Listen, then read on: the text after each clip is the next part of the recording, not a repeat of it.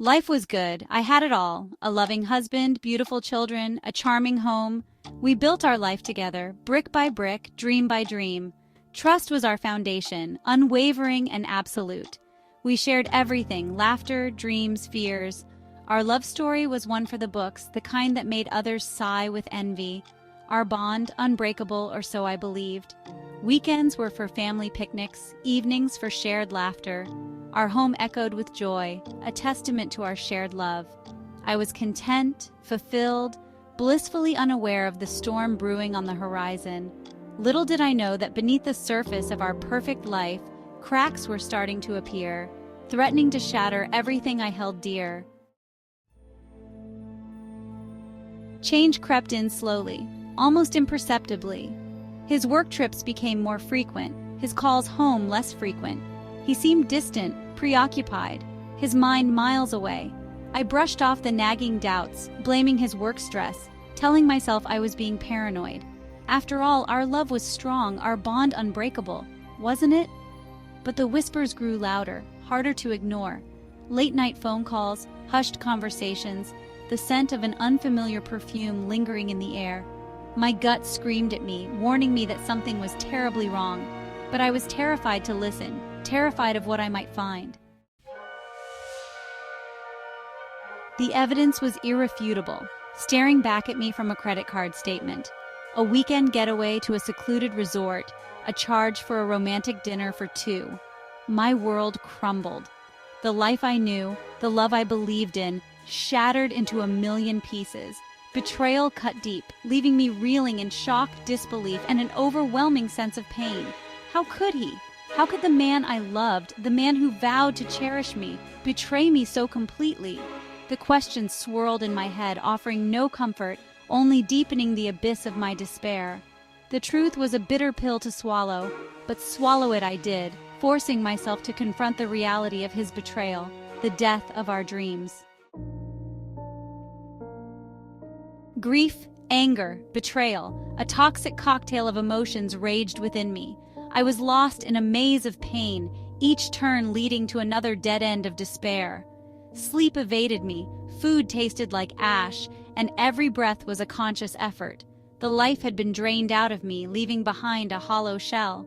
Friends and family rallied around me, offering words of comfort, shoulders to cry on. But their solace felt distant, muffled by the deafening roar of my own pain. I was drowning in a sea of betrayal, unsure if I would ever reach the surface for air. But even in the depths of my despair, a flicker of determination ignited within me. Section 5. Choosing myself. I realized I had a choice: succumb to the darkness or fight my way back to the light. I chose myself. I chose my children. I chose life. With trembling hands and a heart full of trepidation, I confronted him. The conversation was raw, painful, a torrent of accusations, tears, and the agonizing unraveling of years spent building a life together. There were no justifications, no apologies that could erase the pain he had inflicted. In that moment, I knew our journey together was over. I deserved more. I filed for divorce. It was the hardest decision I ever made, but also the most liberating. I was taking back my life, reclaiming my power, and refusing to be a victim. Section 6. Picking up the pieces. The road ahead was long and arduous. Rebuilding my life brick by painful brick felt like an insurmountable task, but I was determined. There were days when the weight of it all felt crushing, when the urge to surrender to despair was overwhelming. But I held on, fueled by the love for my children and a burgeoning sense of self-worth. I sought therapy, finding solace in sharing my story, in realizing I wasn't alone. I reconnected with old friends, their laughter a balm to my wounded soul. Slowly, painstakingly, I began to heal. The shattered pieces of my life, though forever changed, were being pieced back together, stronger, more resilient than before. Section 7. A New Dawn. With each passing day, the sun seemed to shine a little brighter. The world was painted in fresh hues, vibrant and full of life. I was reborn. I discovered a strength I never knew I possessed, a resilience forged in the fires of adversity. I was no longer the woman who crumbled in the face of betrayal. I was a warrior, a survivor, a woman who had stared into the abyss and emerged stronger, braver, more determined than ever before. The world stretched before me, an open road full of possibilities.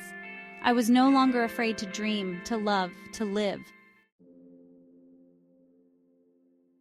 Section 8. Embracing my strength. I embraced my newfound independence. I took risks, explored new passions, and discovered hidden talents. I learned to rely on myself, to trust my instincts, to celebrate my own company. My career blossomed, my confidence soared, and I found joy in the simplest of things. I was living proof that even in the darkest of times, hope can bloom. The woman I saw in the mirror was no longer the fragile, heartbroken soul I once was. She was strong, confident, radiating an inner strength that drew people in. I had found my voice, my purpose, my power, and it was exhilarating. Section 9. Finding love again.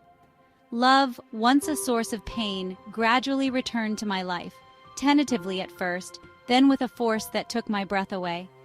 This time I loved differently, with a wisdom born of experience, a depth of understanding that only comes from having loved and lost.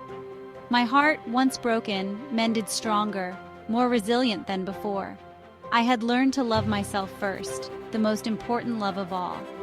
And in loving myself, I opened myself to the possibility of loving and being loved again, fully and without reservation.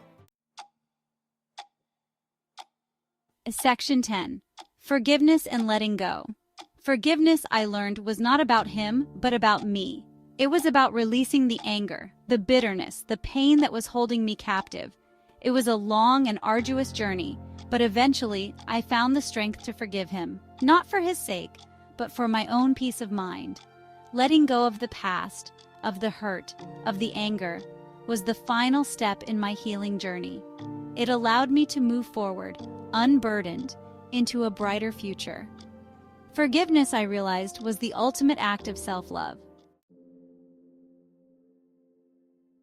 Section 11. My journey to freedom. Looking back, I am filled with gratitude for the journey, for the pain that led to growth, for the betrayal that ultimately set me free. My story is not about heartbreak, but about resilience, about the indomitable spirit that resides within us all. It is a testament to the power of hope, the beauty of forgiveness, and the transformative nature of love.